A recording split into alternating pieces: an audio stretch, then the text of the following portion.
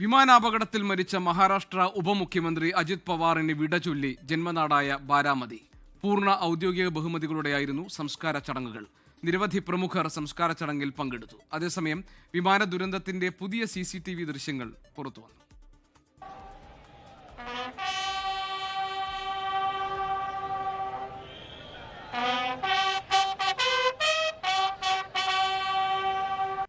ബാരാമതിയിലെ വിദ്യാപ്രതിഷ്ഠാൻ മൈതാനത്തേക്ക് ഒഴുകിയെത്തിയ 10,000-കണക്കിന് ജനങ്ങളെ സാക്ഷിയാക്കി അജിത് പവാർ ഓർമ്മയിലേക്ക് മറഞ്ഞു.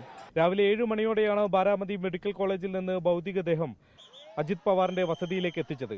പിന്നീട് ബാരാമതിയിലെ ഓഡിറ്റോറിയത്തിലും പൊതുദർശനം നടത്തിയ ശേഷം വിലാപയാത്രയായി വിദ്യാപ്രതിഷ്ഠാൻ മൈതാനിലേക്ക് എത്തിച്ചു. റോഡരികിൽ ആയിരക്കണക്കിന് ജനങ്ങളാണ് തടിച്ചുകൂടിയത്.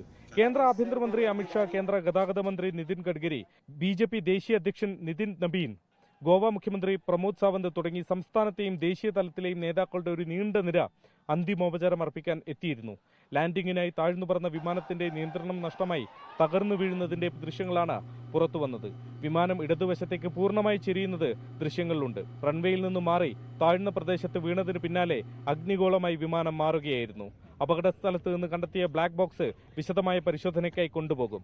സർക്കാരിന്റെ അഭ്യർത്ഥന മാനിച്ച വിമാനത്താവളത്തിൽ വ്യോമസേന മെച്ചപ്പെട്ട ATC സംവിധാനം ഏർപ്പെടുത്തി. വിദ്യാപരിഷത്ത് മൈതാനത്തേക്ക് ഒഴുകിയെത്തിയത് 10,000-കണക്കിന് പേരാണ്.